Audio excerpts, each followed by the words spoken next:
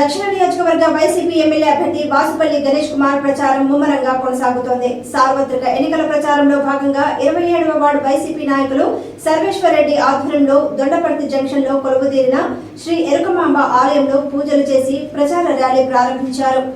ఆయనతో పాటు జిల్లా అధ్యక్షులు కోలా గురువులు, మాజీ కార్పొరేటర్ రవిరాజు, పద్మనాభం, అమ్మాజీ తదితరులు ముఖ్య నాయకులు పాల్గొని వాసుపల్లితో పాటు ఓటర్లను అభ్యర్థించారు. కూటమి కుంటబద్దలు కొడతామని, దక్షిణంలో అత్యధికంగా ఉండే మైనారిటీ ముస్లింలు, క్రిస్టియన్లు వైసీపీ మాత్రమే ఓటు వేస్తున్నారని అన్నారు.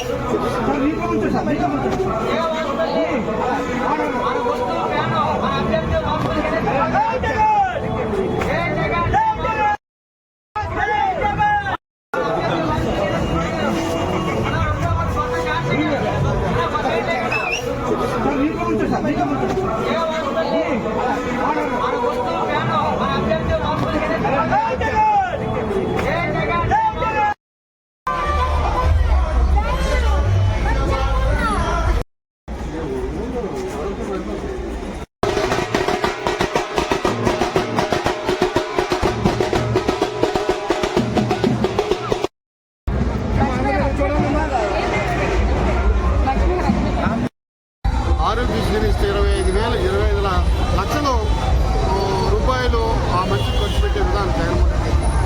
ఇన్ని పథకాలు పెట్టి ఎన్ని పార్టీలు కలిసి వచ్చినా ఎంత విధంగా ఉన్నా సరే వాసుపల్లి గారు గెలుస్తారు.